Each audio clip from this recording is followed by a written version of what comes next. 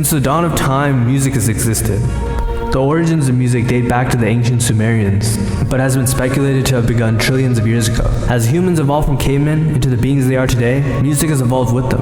For millennia, wars were waged, and lives were lost as humans slowly lost the ability to create good music. It was a tough time to live in, but one day, somewhere in the world, Minneapolis I believe, a single person began to revive music across the world. The prophecies did not forewarn of his coming, nor the commotion he'd cause among the populace. But when he arrived, they named him Lil Shine, the chosen one.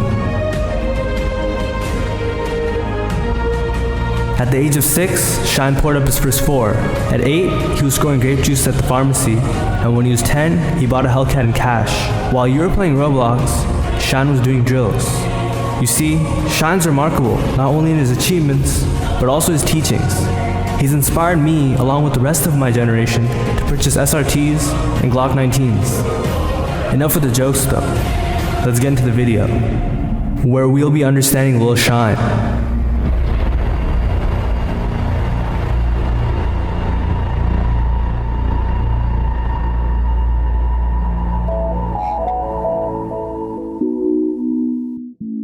At the time of recording this video, Lil Shine is not even 18, and that's what makes him so intriguing. He's at the forefront of a genre and has 7 years of experience in the scene, going from a baby to a teenager, not even a grown adult. And if you couldn't tell by the cinematic intro, he's already goated. So in this video, I'll tell the story of Lil Shine, where he came from, his upbringing, hobbies, interests, journey in music, and more. Born Jasper Johnson, Lil Shine was born and raised in Minneapolis, Minnesota. Like many 2000s babies, he was raised by the internet and watched a lot of YouTube, where he'd discover artists like Michael Jackson and develop his passion for music. He'd also listen to artists such as the Beatles growing up, describing the amount he listened to them as too much. Shine's father is a musician himself, a talented guitarist. He introduced Shine to musicians like Jimi Hendrix and Nirvana at a young age. In terms of pop culture, Shine didn't consume a whole lot compared to the typical child. When he was very little, he would watch Tom and Jerry, but he was always out doing stuff once he got older, stating he didn't really watch TV at all. He started skating at a young age, and it was actually his entry into underground music. When he was 10 years old, one of his friends put him onto Black Cray. When asked if he could only listen to 3 albums if he was stranded on an island, he said Summer's Bell World and any album by YNW Melly, Lil Keed, Young Thug, and Chief Keef. Keep in mind, he was only 14 years old when he was asked this. Shine wasn't the most well-behaved kid, if that wasn't obvious, but he wasn't necessarily a bad person. He was just a menace. If you watched any of his older trillers, you'll know that he always had a jewel in them. Shine was even suspended for eating grass and setting off the fire alarm at his school. Around 2015 to 2016, Shine, then 11 years old, started making music. He was listening to a lot of 3 6 Mafia at the time, but he wasn't really taking music seriously. He had a MacBook for school, and it came with GarageBand. He bought his first microphone from a thrift store for a whopping $3, because that's all he had. He had no one to help him and taught himself how to mix on that setup. I have no idea how he learned to mix that well, because back in 2016, there weren't mixing tutorials like there are now, so the fact that he learned how to be proficient in GarageBand is beyond me, and definitely a credit to his musical ability. At only 12 years old, he was making plug and be, a genre that at the time was in its infant stages. He got a Blue Yeti for Christmas and then a $200 mic the next year. Once 2017 rolled around, Shine started to excel, and in 2019 he began taking music seriously. A lot of people go down this route. They do something for fun, start to get good at it, and realize they could take it seriously. At this point in his life, Lil Shine explained his day consisted of waking up, going to school, coming home, recording, and going back to sleep. Essentially, music was his life from a young age. In addition to recording, Shine even taught himself how to make beats in 2018, and at one point you could purchase beats from his beat store online.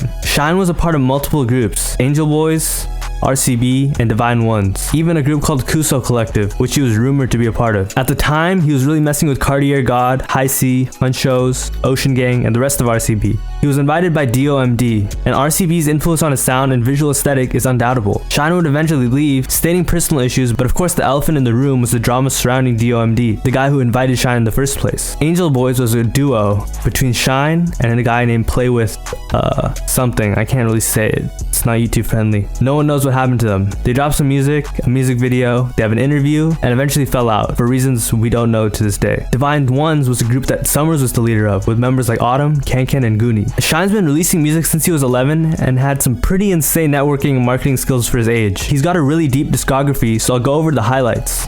Drop the Top featuring Lil Paycheck, his oldest surviving track on the internet. It's like any SoundCloud rap song, but Shine was 11, rapping about his ops and flexing his money. There are also some straight esoteric Shine tracks on this page featuring his friend Aladdin. None of them are plug and B, and they range from when he was 13 to 15. I highly recommend you check them out. His first prominent song was Miami Baby, featuring Ron So Cold. Shine got the feature when Ron joined his Instagram live and said he liked his music. It was Shine's first song to hit 100K, and 4 years later, it sits at 500,000. Shine, a plug and B project with similar flows, and it was the only project Shine released with his baby voice as well. And to be honest, not a single song is trash or even mid. They're pretty good. Something about a 14-year-old singing about love, money, eating grass, and his Glock just makes this album great. I don't know how to explain it, you just gotta listen to it. Trust me. No.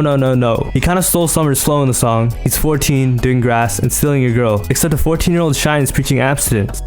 He's literally me! Relax. It's a Slay type beat. Isaiah TG has a song called 2 on the same beat. Shine's rapping about fraud, money, and his green candy. The snippet is iconic, and I don't think I'll ever forget it. I'll try to show as much as I can. Stop. 14-year-old Shine is back with the love songs. He sings a love ballad in his prepubescent voice, and it's very good. 17. Lil Shine has been in the rap scene since 2017, and can't trust a thought because he's getting money. Lil Shine and Cartier God, Tell Nobody. Within a week of meeting, Shine and Cartier God made this song, and they became quite close after that. Shine almost instantly released the incredibly catchy song Tell Nobody, which is in the Cartier God / Ocean Gang style. Rockstar Life featuring High C, Zangang, Shine, and High C. This trio needs to make a comeback. In the song, Shine sings over a Zangang beat. At the time, he was experimenting a lot, working with RCB and even Youngster Jack, who he shouts out on the song, Heavenly Ascension. Shine took a different direction for this album. He started rapping on glow beats, aka Chief Keef type beats, and once again proved that he can rap his off. In Monkey See, Monkey Do, he's narrating a drill. Songs such as Pina Colada and Ball Loud are plug and B, and Shine was starting to find his sound. Never Seen Racks Like This, the largest song off the album, is essentially about fast money. And now I'd like to challenge you guys to listen to the song and tell me what type of socks you think Lil Shine wears in the comments below. My educated guess would be tube socks, since they're a little more work to take off. You gotta listen to the song to get what I'm saying. He later said this project was rushed and more of an EP, See You in Hell. Rather than lyrical content, Shine's flow and voice is really what shines through the song, no pun intended. The only other person whose music ever gave me this feeling was 2018 to 19 Summers. The song itself gives you an euphoric feeling, and that was the catalyst for his next album, Losing Myself.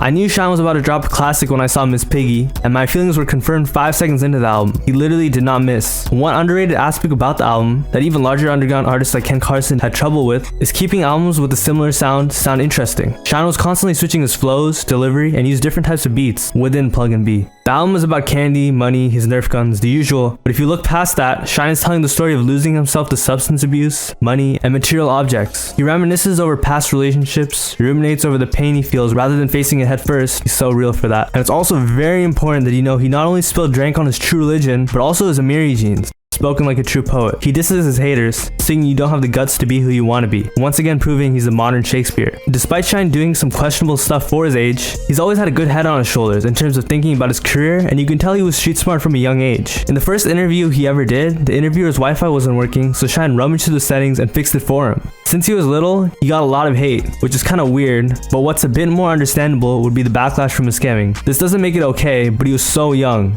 When asked if he could have a sponsor, he chose True Moo. That's chocolate milk, by the way. If you could be sponsored by one brand, what would it be? True Moo. True Moo? True Moo's fire, The G. milk? True Moo. With like chocolate milk that they give you at lunch? Yeah, bro. And if you could have an unlimited supply of anything, he'd choose strawberry milk. That's the one. If you could have unlimited of something the rest of your life, it'd be True Moo. Strawberry milk. Wow. Strawberry. Strawberry milk. So if you got scammed by him, that's on you, cause strawberry and chocolate milk ain't cheap. When Shine was 14, he explained he hated his whole music and wanted to take everything down. I don't even know. I don't really got anything good out right now, to be honest. You got nothing good? I don't really got anything I have dropped right now. Wow. Like, I was trying to You got delete good plays everything. on all your stuff. He almost entirely did. He changed a lot at that age, so it's not unexpected, but his ambition was. The interviewer tried to explain to Shine that he got really good plays for his age, and he should be proud of himself. People way older than him would kill for his stats. Shine said, not really though. Not really, though. I want to be up there. You like, want to be up there, yeah. Yeah, you got time though. You're really young. New tape Shine had about 20K on each song. he was expecting at least 100K. Only Miami Baby had that back in 2019. When he was a freshman, he was 14 and looked like a little kid, and in just a year, puberty hit him like a truck. He went from a short, chubby kid to a tall, skinny teenager, and his voice started to get deeper. But one thing has remained constant. Listen to his discography over the years, and you'll notice something consistent in his music. The melodies are addicting, he's never tried to push a mainstream sound, and is uniquely him. Catchy flows, distortion on the beat selection, it's all on purpose, not some sound he randomly came up with. It's the result of years of experimentation by him, and that originality and mindset has made him one of the most successful plug-and-B artists in today's scene, whether you'll admit it or not. And it wasn't an accident either. Shine went from being one of the most hated in the plug-and-B scene, clowned on and hated on regularly, just look at Reddit if you want to see it for yourself, to becoming one of the most loved. And here's the most impressive part of Shine's career arc, because 99% of artists in this position fail to overcome it, and that's going from a meme rapper that isn't respected by his fans to being taken seriously. Shine was the meme, but he surpassed it. How'd he do it? Well, of course, growing up helped a lot, but not leaning into it and just flat out ignoring it helps as well. Another crucial aspect is actually living what you're rapping about. When Shine was like 13, he obviously wasn't doing drills or had any of the paraphernalia that he was rapping about in his music, but he did get into candy at a very young age. When Shine was 13, he clearly wasn't doing drills or had any weapons, but Shine isn't capping like a lot of the rappers you see nowadays, rapping about drills and drugs while they're sitting in their gaming chair with those light strips in their room from the comfort of their suburban home. Shine's never really been about that, except maybe when he was really young. Yeah, he probably was when he was really young. One thing about Shine is even though he rarely does features these days, he was a networking god, which he achieved through the internet, likely because of the scene or more so lack of one in Minneapolis. Shine has said the scene in Minneapolis is whack, especially the people, because there's nothing original, so he wouldn't even consider it a scene. Many from Minneapolis don't like him, but others even tried copying him, which he just takes as a compliment. Shine hasn't done an interview in years, but he went on live once and shared his thoughts with his fans. He spoke about a plethora of subjects, his upcoming album, the plug-and-B scene, clout, and his creative vision. He said he wants to change the plug-and-B scene. And like the way I'm doing it right now, I feel like I'm about to like, you know what I mean? I'm about to change the game for plug-and-B as a whole. He doesn't listen to anyone other than Corey Lingo, someone who helped start plug-and-B by the way, that even Zangang credits, and he believes the new plug-and-B wave is mid. With his Corey Lingo, it's like the only it's like one of the only plug-and-B artists that I listen to be honest. I don't really listen to any other plug-and-B artists. I feel like that is mainly dead. Like I don't like the new plug-and-B era wave. I don't like it. That is low-key mid. Shine has been pretty congruent style-wise. You can find some songs of me from like maybe like 2016, 2017, and you can see that I've been doing the same type of like flows, melodies, like beat styles my whole life. Like it's always just been like really like melodic, but I can't explain what type of melodic I mean. You know what I mean? There's multiple types. There's also multiple types of plug-and-B. And he was confident his new album would change things when it dropped. It definitely did. I'm like 100% confident this time that when I drop this, it's gonna change a little bit. He also stated his sound is specifically curated. A lot of people say that like my mixing is like bad and like I distort my all that, but like people don't understand that I do that on purpose. Like that's all like the purpose of like, you know what I mean, what I'm doing. And shared his goal in music. He wants to make music for kids like himself. I don't really care about clout, to be honest, at all. I do not care about clout one bit. Because I feel like from the beginning, the goal was just to be able to make music that I would actually enjoy listening to myself, like hearing myself on the song. Shine also highlighted he doesn't have any help management-wise. That I'm doing everything alone. Like I'm not really getting any help from anyone, like management-wise or like promotion-wise. I'm doing it like solely myself. But he does have some tricks up his sleeve, like the covers he uses on SoundCloud, which are all part of his master plan, which is working. My SoundCloud covers were all just part of the plan. That's what y'all don't understand, and it's working. As we begin 2023, Shine has never been in a better position to blow up in his career. He's been more mature, making the best music he's ever made, and is probably dropping the best plug-and-B music out of anyone right now. This sounds a little weird to say, but if a couple of Shine's songs went crazy on TikTok, I could see him becoming pretty big. People with much less talent have done it, and Shine definitely deserves it. This would have happened too, most likely, if he continued recording trillers like he did when he was young.